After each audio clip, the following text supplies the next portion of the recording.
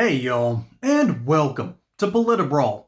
My name is Brian, and RFK Jr. has to deal with Representative DeLauro going off the rails and into the weeds about things that make absolutely no sense whatsoever.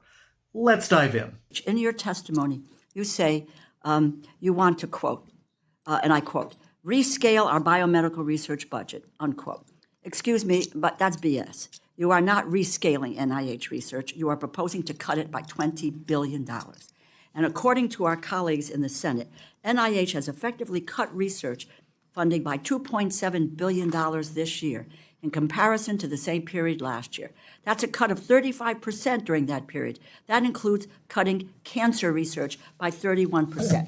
This is the report put out by the Senate, Trump's War on Science, which goes into detail about how we are, in fact, dealing with cutting scientific research. Mr. Secretary, are you freezing or withholding funding that Congress appropriated in 2025 for life-saving NIH research?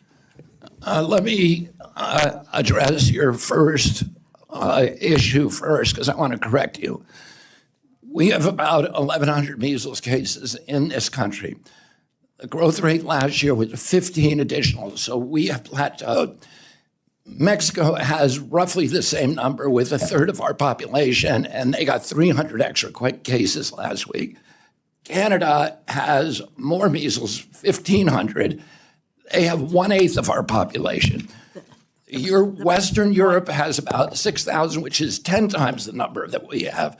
Well, you are wrong about what you said earlier. We can discuss that, but I think one has to consider whether or not we're dealing with decades of data proving how effective and safe the measles vaccine is. I want to move to that. I want my questions answered. Okay.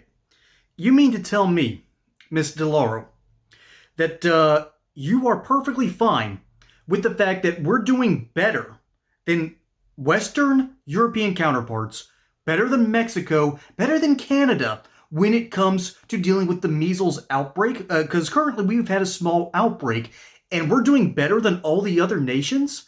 This has been brought up earlier in this congressional hearing, and he wants to defend himself. But DeLauro is out here then saying that this is a bad thing? It's about to get way worse, isn't it? Let's go. Are you freezing and withholding funding that Congress appropriated in 2025 for life-saving NIH research? We are not withholding any funding for life-saving research. Okay. Do you commit to following the law? Of course. Fully obligating funding that Congress appropriated. We appropriated, it is the law of the land for NIH research, and to obligate those funds by September 30th of this year. Or are you planning to break the law by impounding congressionally appropriated funds? If you appropriate me the funds, I'm going to spend them. We have. In the bill, you are cutting the NIH by $18 billion, or you're proposing to cut it by $20 billion. The Congress appropriated those funds. It passed into law. It's part of the 2024 budget, and we are under a continuing resolution that has adopted the 2024 numbers. How then can you justify cutting $20 billion from the biomedical research budget? If you appropriate the money to me, I'm going to spend that. We have appropriated, Mr. Secretary. Then I'm going to spend it. Then you're going to spend it. You're not going to cut $20 billion from the NIH. The White House proposal is to do very, very large cuts at NIH. Well, that is contrary to the money appropriated.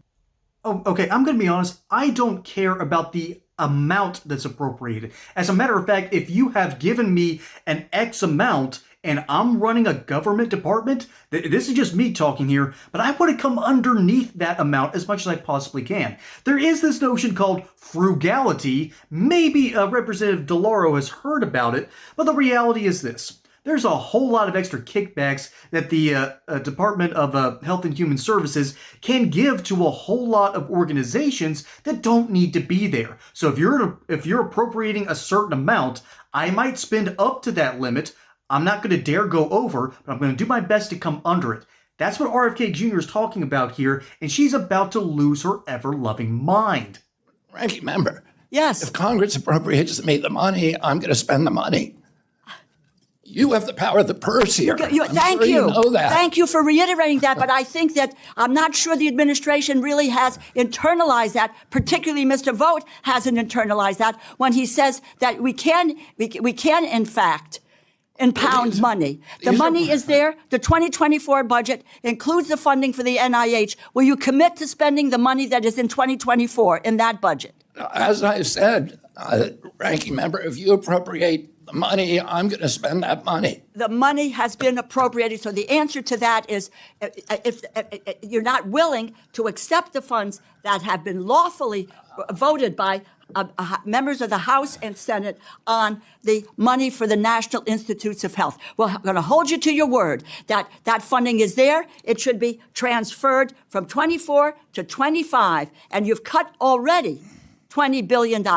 Let's get that money back. Let's get that money back. You have an obligation to carry out the law and to implement what the Congress has done. No, thank you. Okay, don't get that money back. Get that money back so we can start paying down the debt. I can almost guarantee you that in the cuts that RFK Jr. has done to his own department, where people have been basically restructured or people have been basically grandfathered out of the situation, a whole lot of people have opted for an early government retirement. Thank the Lord. And his department has now lost about a quarter of its people. And Miss DeLauro over here is complaining about this. I'm sorry. We're facing a situation where we have over $36 trillion in debt, and you're complaining that he is spending too little? I'm sorry. There's something called tone deaf here, and boy, does she have it. And like I said, it's not going to get much better for her. Unbelievable. Unbelievable. Chronic disease and tobacco. Tobacco use is a major contributor to chronic disease and is a leading preventable cause of death in our nation. Each year, killing nearly 500,000 Americans, costing the nation nearly $250 billion in healthcare costs.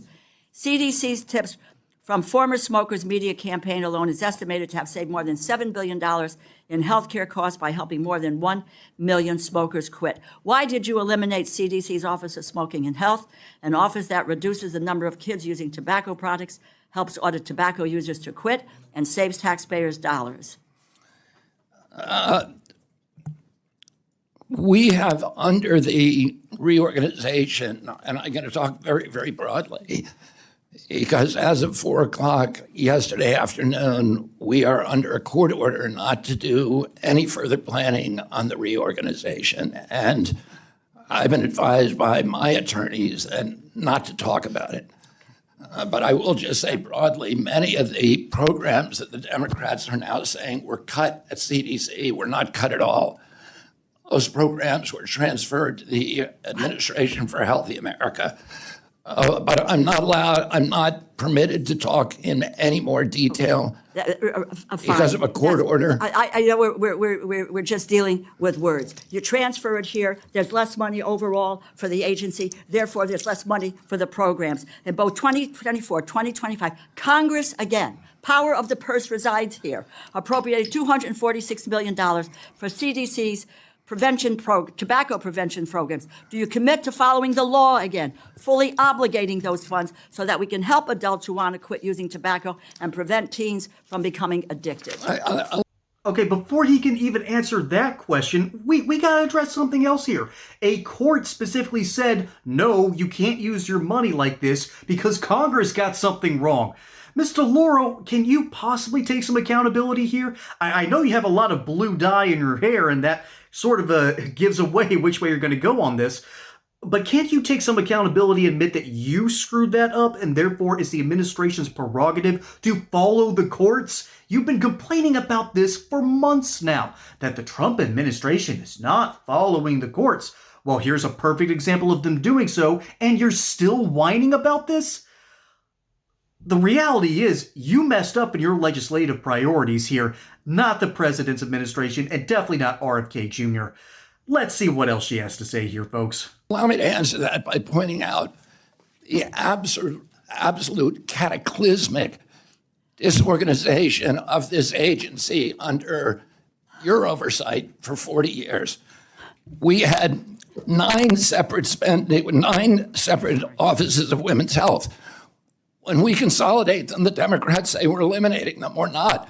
We're still appropriating the $3.7 billion, but we're not keeping all 9. We had 8 separate offices for minority health. We eliminated 1. We had 27 HIV offices. Okay, let me just, I'm going to We had 59 behavioral health right. programs. I'm well over time. If you could just get us what has been eliminated, why you're doing it, and the criteria by which the elimination has occurred. That is information that this committee needs in order to be able to do our job in terms of appropriating funds. Thank you. And we will gladly provide that to you, but right now we're under a court order that prohibits us from doing so. So let me get this straight. Not only did Congress screw something up, likely during the Biden administration when the Democrat Party had a majority, not only did she screw something up, likely along the lines here, and RFK Jr. is then doing exactly what the courts are saying, her final question is essentially, well, can you provide us more information? She knows they can't. That's why she's asking. And if anyone cared about this issue, she would have led with that question. But again, she knows where that's going to end up. So she wanted her time to go on this rant, this weird tirade that had nothing to do with what's actually going on with the Department of Health and Human Services. She wanted her moments in order to say that she was sticking it to the Trump administration. She stood up for RFK Jr. All she really did was stand up for her number 5 donor, the Alzheimer's Association, because they probably were getting grants from the Department of Health and Human Services. And so, of course, she's looking after those constituents. After all, they were her 5th largest donor. I think the lady I'm misquoting Shakespeare here. I should never do that. Methinks the lady doth protest too much. There's the iambic pentameter I'm looking for. But folks, my name is Brian. Hope you enjoyed this segment here on PolitiBrawl. Don't forget to like and subscribe. Catch you on the next one. Until then, y'all have a good one. And this is what making America healthy again looks like. And of course, the Democrats don't like it.